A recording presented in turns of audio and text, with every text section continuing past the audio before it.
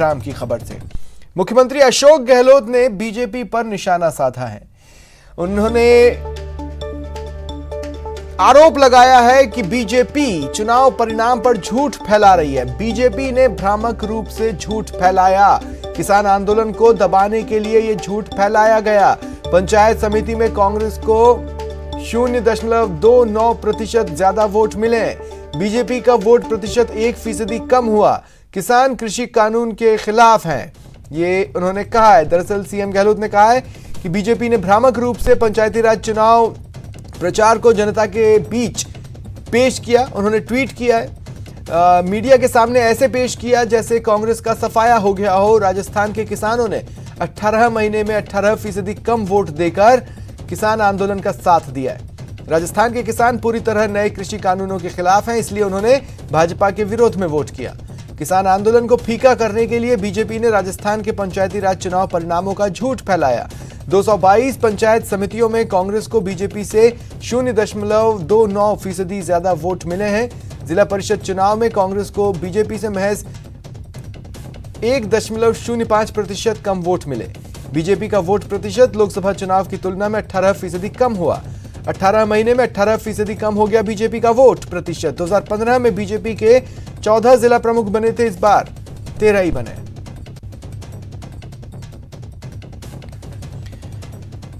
और ज्यादा जानकारी के लिए बात करेंगे सहयोगी गोवर्धन से। गोवर्धन, आंकड़े और आंकड़ों के हिसाब से उसे अपने अपने रूप में प्रस्तुत करने की कोशिश, सीएम का ये ट्वीट।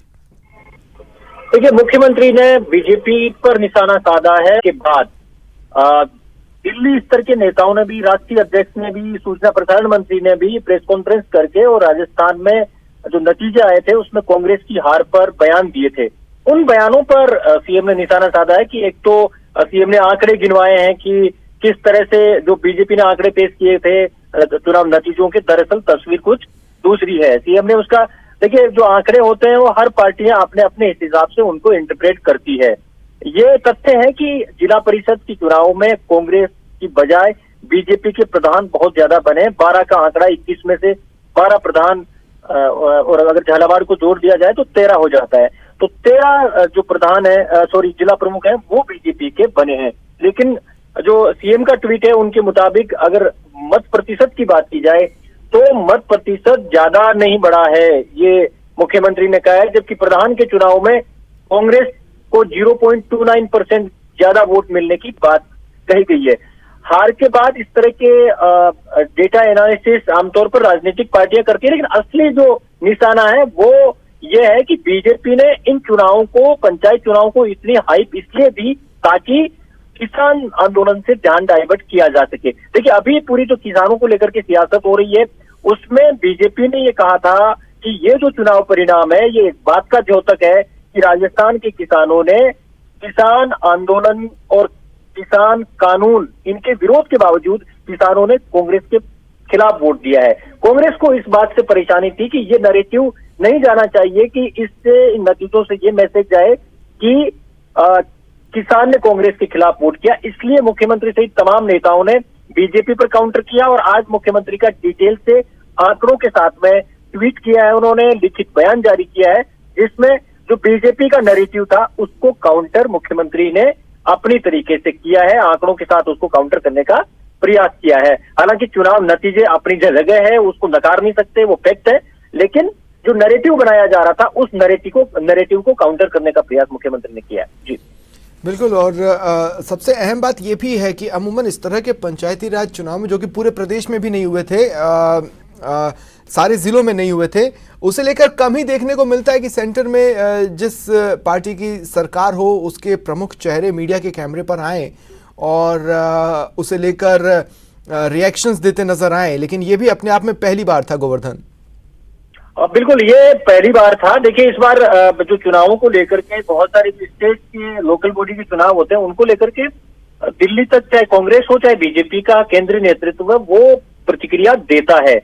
क्योंकि वक्त कुछ ऐसा है, किसान आंदोलन से चीजें कनेक्ट हो रही थी, इसलिए चाहे बीजेपी के केंद्रीय नेता हो चाहे यहाँ के नेता हो, उन्होंने इतनी ज्यादा ओवर प्रतिक्रिया दी। इसका एक कारण और था, राजस्थान में ट्रेंड भी टूटा। यहाँ एक ट्रेंड रहा है कि जिस पार्टी की सरकार होती है जी। आमतौर पर पंचायती राज और स्थानीय निकायों के चुनाव उसी पार्टी के पक्ष में जाते हैं, लेकिन ठीक है, इस बार शुक्रिया गोवर्धन तमाम राजस्थान की जानकारी जनता के लिए।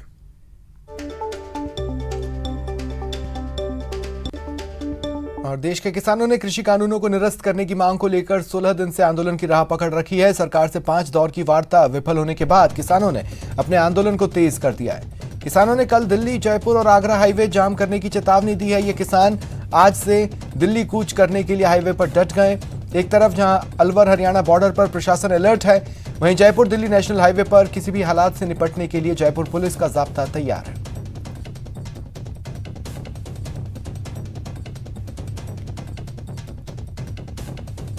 और इधर हरियाणा अलवर बॉर्डर पर तनाव बढ़ रहा है। किसानों के दिल्ली कूच के ऐलान के बाद हरियाणा से जुड़ी अलवर की सीमा पर जिला प्रशासन हरकत में आया है।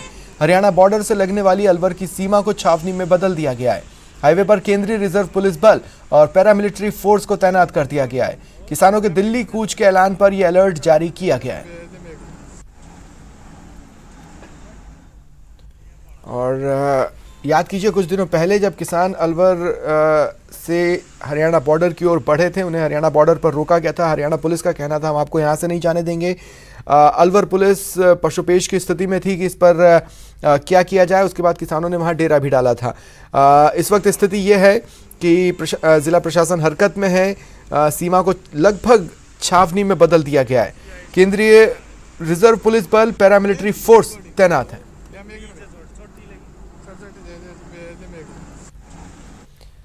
और उधर जयपुर में कृषि कानूनों को लेकर किसानों का विरोध प्रदर्शन भी जारी है। केंद्रीय कृषि कानूनों के विरोध में किसानों ने हाईवे जाम करने की चेतावनी दी है। किसानों के आंदोलन को देखते हुए पुलिस ने जयपुर दिल्ली राष्ट्रीय राजमार्ग की सुरक्षा बढ़ाई है। Jaipur range IG S Sengathir ने बताया कि किसानों का आंदोलन जारी है। किसानों ने शनिवार को हाईवे जाम करने की चेतावनी दी है। ऐसे में जयपुर दिल्ली राष्ट्रीय राजमार्ग की सुरक्षा बढ़ाई गई है। आंदोलन करने या जाम करने की स्थिति से निपटने के लिए पुलिस का अतिरिक्त जाब्ता तैनात किया है।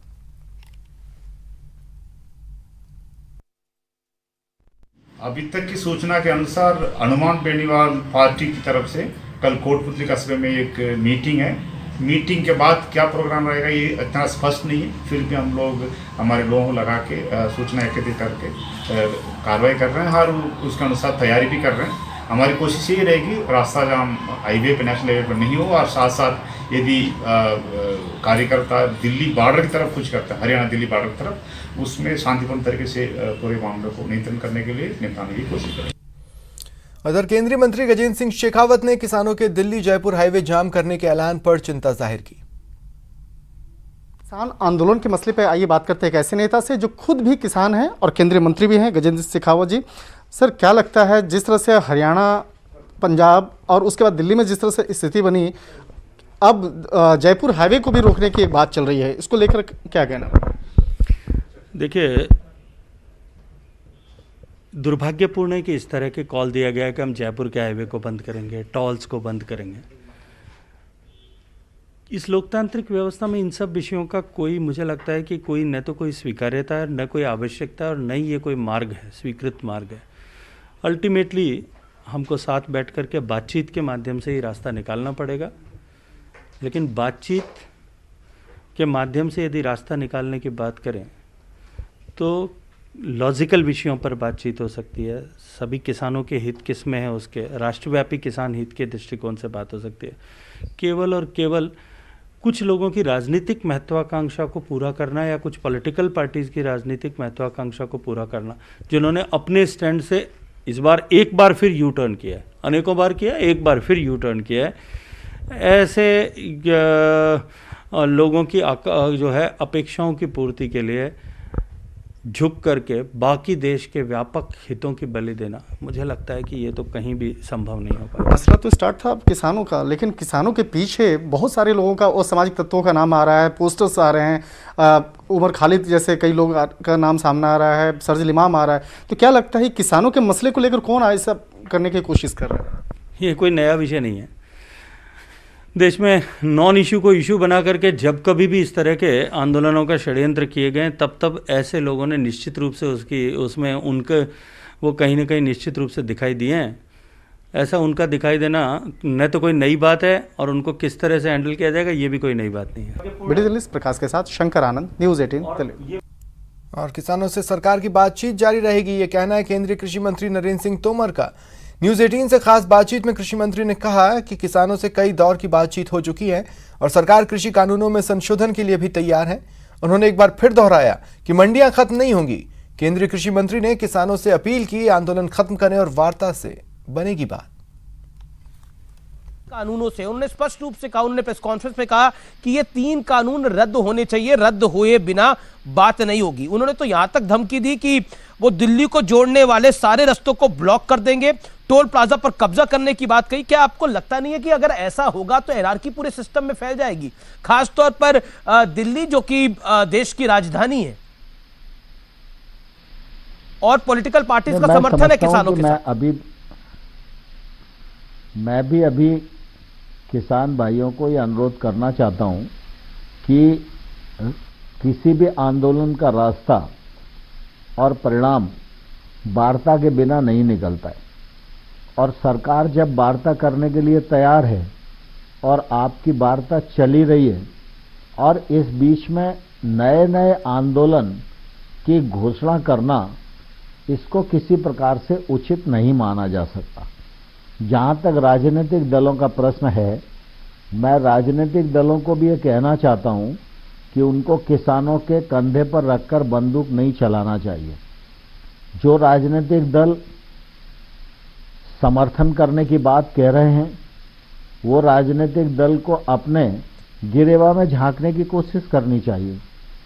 कांग्रेस बड़ा राजनीतिक दल है, कांग्रेस ने उनको समर्थन भी दिया है, लेकिन कांग्रेस के नेता पहले इस बात को तो स्पष्ट करें कि जब 2019 का घोषणा पत्र उन्होंने बनाया था तो इन्हीं कानूनों को बनाने की और बदलने की बात कही थी।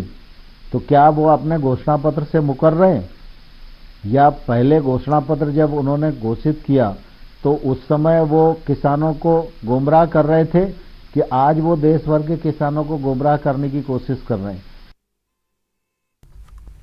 और केंद्रीय कृषि मंत्री नरेंद्र सिंह तोमर का ये पूरा इंटरव्यू देखिए रात 9 बजे प्राइम टाइम में। बड़ी खबर है, 12 कलेक्टर इंदर सिंह राव के खिलाफ एफआईआर की खबर। कोटा एसीबी ने मामला दर्ज किया है। आपको बता दें कि 2 दिन पहले कलेक्टर का पीए ट्रैप हुआ था। कलेक्टर 12 के लिए रिश्वत ले रहा था, धर दबोचा गया। पेट्रोल पंप रिन्यूअल की एवज में इसने रिश्वत ली थी। और इस मामले में बड़ी खबर यह है कि 12 कलेक्टर इंदर सिंह राव के खिलाफ एफआईआर दर्ज की गई है। बड़ी खबर, बड़ा अपडेट। और ज्यादा जानकारी के लिए बात करते हैं सहयोगी ओम प्रकाश से। ओम प्रकाश, क्या जानकारी है? जी, एसीबी ने आज 2 दिन बाद 12 के जिला कलेक्टर इंदर सिंह राव के खिलाफ मामला दर्ज कर दिया गया है। यूं कहा जा सकता है कि उनको इस मामले में जो 1,40,000 रुपए की रिश्वत राशि बरामद की थी उनकी पीए से, उस मामले में उनको आरोपी बनाया गया है। और पहले से ये तय माना जा रहा था कि जिला कलेक्टर का उसमें पूरी तरह से हस्तक्षेप है और भूमिका संदिग्ध लग रही थी। लेकिन उच्च अधिकारियों के आदेश के बाद आज कोटा एसीबी के जो एडिशनल एसपी है ठाकुर चंद्रशील, उन्होंने जानकारी देते हुए बताया कि इस मामले में जिला कलेक्टर को आरोपी बना दिया गया, उनके खिलाफ मामला दर्ज कर दिया गया है। माना जा रहा है कि अब जल्द ही जिला कलेक्टर की गिरफ्तारी संभव है और एसीबी उन पे शिकंजा लगातार कसते जा रही है। पीए को 2 दिन पहले गिरफ्तार करने के बाद उसको कोर्ट में पेश किया और जेल भेज दिया गया था है। इस मामले में पीए ने पहले ही बता दिया था कि ये जो 1,40,000 रुपए की जो पेट्रोल पंप के रिन्यूअल के लिए जो राशि ली जा रही है रिश्वत की, ये जिला कलेक्टर के मामले में कलेक्टर के कहने पे ली जा रही है और 1 लाख जिला कलेक्टर को ही देने थे और 40,000 खुद के लिए रखे जाने थे। तो कुल मिला के ये कहा जा सकता कि अब जिला कलेक्टर पर एसीबी जल्द ही शिकंजा कसेगी और गिरफ्तारी संभव है। जी, शुक्रिया ओम प्रकाश तमाम जानकारी के लिए। और वक्त एक ब्रेक का, ब्रेक के बाद बात करेंगे जेके लोन मामले में सरकार के एक्शन की।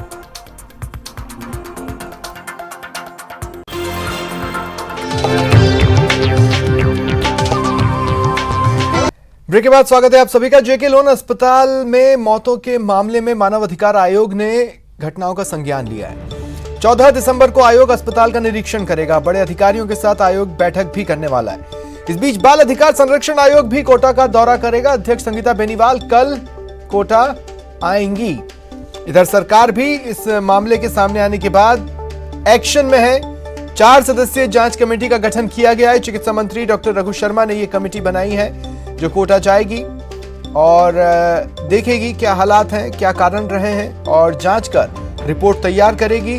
3 दिन में ये रिपोर्ट तैयार कर कमेटी को सरकार को सौंपनी है। चिकित्सा शिक्षा सचिव वैभव गालरिया ने आदेश जारी कर दिए हैं।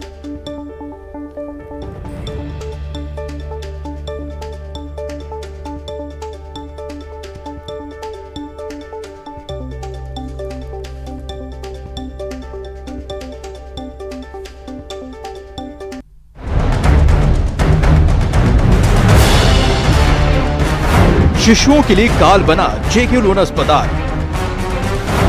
24 घंटे में 9 शिशुओं की मौत से हड़कंप।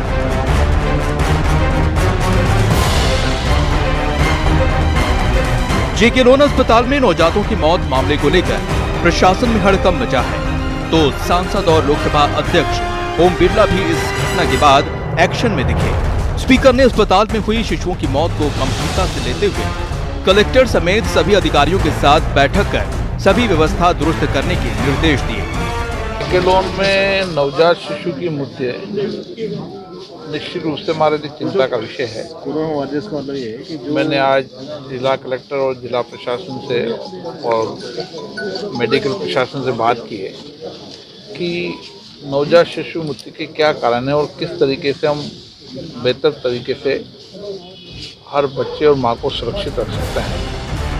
जेके लोन अस्पताल पिछले साल भी शिशुओं की मौत को लेकर चर्चा में आया था। तब राज्य सरकार ने चाक चौबंद व्यवस्था के दावे किए थे, लेकिन सुधार के नाम पर कुछ नहीं हुआ। लेकिन इस घटना के बाद अब प्रशासन भी चौकस हुआ है। व्यवस्थाएं इम्प्रूव हो सकती है और जो चीजें हमने बताई उन्होंने कहा वो चीजें भी मीडिया को बताई जाए कि जो डेथ हुई है उनके कारण सहित तो उसका अलग से प्रेस नोट देंगे और स्थितियाँ कैसे सुधारी जा सकती है उसके बारे में बात हुई। तो मैडम चिकित्सा से कुछ स्टाफ ले रहे हैं। कल हमने एनएमसी से नर्सिंग स्टाफ साथ लगाए हैं, तो ये करके और उपकरणों की जहाँ तक बात हुई, उपकरणों में ये कहा है कि उपकरण काफ़ी ठीक है, फिर भी कुछ रिजर्व के हिसाब से तैयार करने में कुछ खराब है तो उसका भी कर देंगे। बजट की कोई दिक्कत नहीं आएगी। 24 घंटे के अंदर अस्पताल में हुई शिशुओं की मौत और उनके परिजनों की ओर से डॉक्टरों पर लापरवाही के आरोप लगाए थे।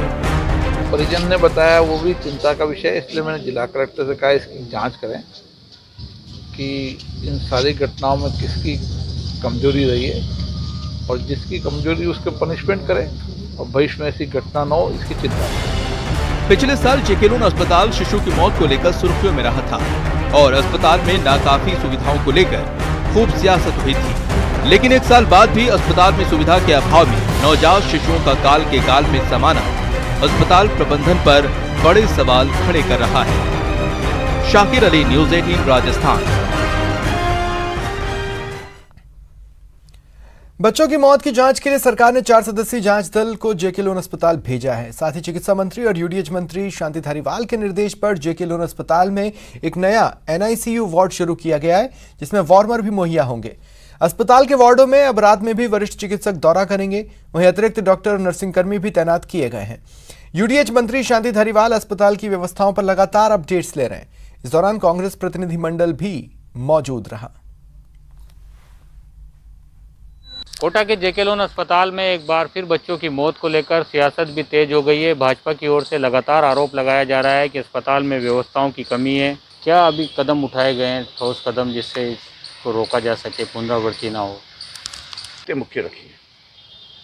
नंबर 1 तो हमने कहा साहब, अगर मान लो कोई संसाधन की कमी है या कोई मशीनें खराब हैं तो उनको दुरुस्त किया जाए। नंबर 2 बात हमने की कि अगर स्टाफ की कमी है तो चाहे भी आप हेल्पर संविदा में लें, एक्सपीरियंस होल्डर हैं, संविदा कर्मी, ऐसे लोगों को लगाएं ताकि वो बच्चों का ध्यान रखें। तीसरी बात हमने करी कि रात के समय में जो नवजात बच्चे के साथ माँ अकेली सोती रहती है, परिवारजन भी नहीं होते, कम, और उस टाइम स्टाफ की कमी रहती है, एक जो होता है कमी वो संभाल नहीं पाता, तो कम से कम वहाँ रात की इस तरह की व्यवस्था की जाए ताकि बच्चों को संभाला जा सके। और चौथी बात हमने उनसे की कि सफाई व्यवस्था साफ सुथरा रहे अस्पताल, किसी प्रकार की कमी नहीं रहे। ये चारों बातों हमने उनसे की है, निवेदन किया है, उन्होंने इस बात को एक्सेप्ट भी किया है। मंत्री जी ने पहले भी जब ये लास्ट टाइम हादसा हुआ था तब भी उन्होंने 1 करोड़ रुपए जेके लोन को दिए थे। अभी 156 बेड का नया हॉस्पिटल का काम चल रहा है जो जल्दी ही पूरा हो जाएगा। धारीवाल साहब की तरफ से अस्पतालों को लेके, चाहे वो MBS हो या जेके लोन हो या मेडिकल कॉलेज हो, उनकी तरफ से कोई कमी नहीं है। जो सुविधा डॉक्टर्स चाहते हैं वो इमीडिएट उनको अवेलेबल कराते हैं।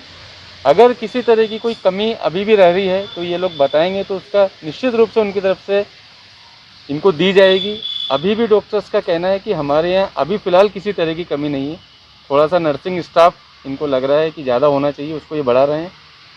और ये 9 बच्चे जो एक्सपायर हुए हैं इनमें भी इनका कहना है कि 3-4 बच्चे बिल्कुल सीरियस आए थे, कुछ लोगों के मतलब बहुत ही ज़्यादा सीरियस थे, इनको बचाना भी मुश्किल था, लेकिन इनके प्रयास में कमी नहीं रही। हमारे UDS मंत्री शांति धारीवाल जी साहब MBS जेके लोन मेडिकल में सारी सुविधा कर रहे हैं, इतना करोड़ों रुपए इसमें लगा रहे हैं। और सीधा रुख करेंगे सहयोगी शाकिर अली का जो इस वक्त मेरे साथ कोटा से लाइव जुड़ रहे हैं, और साथ ही मेरे सहयोगी सचिन जयपुर से मेरे साथ फोन लाइन पर है। लेकिन सबसे पहले शाकिर, मैं आपके पास आ रहा हूं और तमाम वही चीज़ें हो रही हैं जो 2019 में हमने देखी थी, उससे इतर कुछ नहीं। जो कमियां उस वक्त पाई गई थी इस बार भी उसको दूर करने के लिए बात कर दी गई है। NICU होगा, वार्मर होगा, तमाम बात है।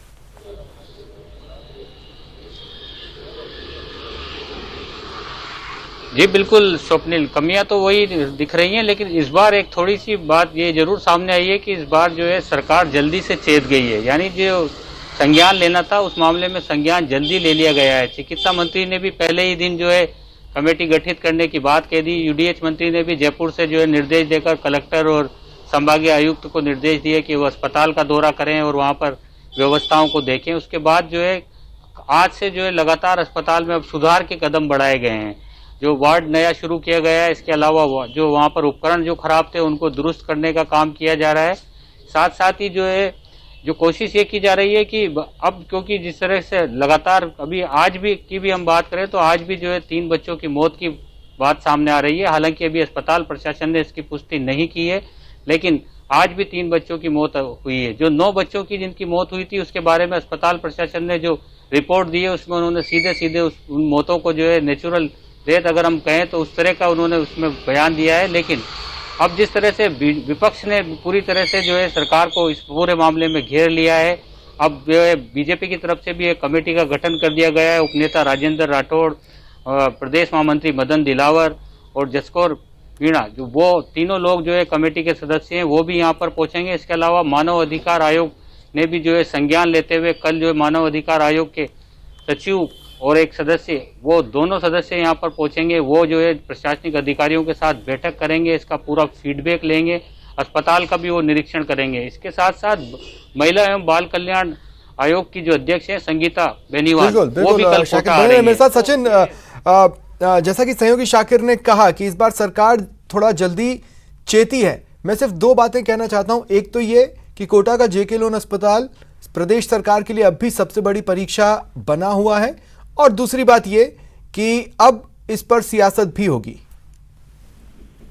देखिए स्वप्निल, जिस तरह से साथी ने कहा हमारे कि जिस तरह से सरकार चेती है, ये वाकई बड़ी अच्छी बात है। क्योंकि पिछले बार जब जेके लोन अस्पताल में मौतें हुई थी तो काफी वक्त लगा था सरकार को कमेटी बनाने में, और खासतौर से जिस तरह से ये बताया गया कि वहां पर वार्मर नहीं है, ICU बेड्स की कमी रहती है बच्चों के लिए, या NICU की जिस तरह से बात पहले भी सामने आई थी, और अभी भी जिस तरह से कमेटी गठित की गई है, 4 सदस्यीय कमेटी गठित की हुई है, जिसमें चिकित्सा शिक्षा सचिव वैभव गलरिया के आदेश जारी करके एक जो कमेटी बनी है उसमें जो कोटा की जो ये घटना हुई है उसमें चिकित्सा शिक्षा आयुक्त शिवांगी स्वर्णकार को शामिल किया गया है। इसके अलावा डायरेक्टर जो RCH हैं डॉक्टर लक्ष्मण सिंह ओला, और साथ में अतिरिक्त प्रधानाचार्य जो हैं doctor Amarjeet Mehta SMS medical college के, और साथ में SMS मेडिकल कॉलेज के ही डॉक्टर रामबाबू शर्मा के जो पीडियाट्रिशियन भी हैं, इन लोगों को शामिल किया गया है। तो इस चीज को लेकर के जिस तरह से मंत्री ने भी कहा कि 3 वर्किंग डेज में ये कमेटी अपनी जल्द से जल्द रिपोर्ट सौंपेगी, खास करके वहां पर जो गवाह जो उसके हैं इस घटनाक्रम के, उनको भी शामिल किया जाएगा कि उनके क्या जो उन्होंने देखा था वो क्या रहा, वहां मेडिकल उपकरणों की कमी थी कि नहीं थी, या उपलब्धता क्या रही, और खास करके स्टाफ की कितनी नेग्लिजेंसी रही। जहां तक बात करें इस पूरे घटनाक्रम को लेकर शुक्रिया आप दोनों का मेरे साथ जुड़ने के लिए और तमाम जानकारी के लिए। वक्त एक ब्रेक का है, ब्रेक के बाद बात करेंगे बीटीपी के बगावत की।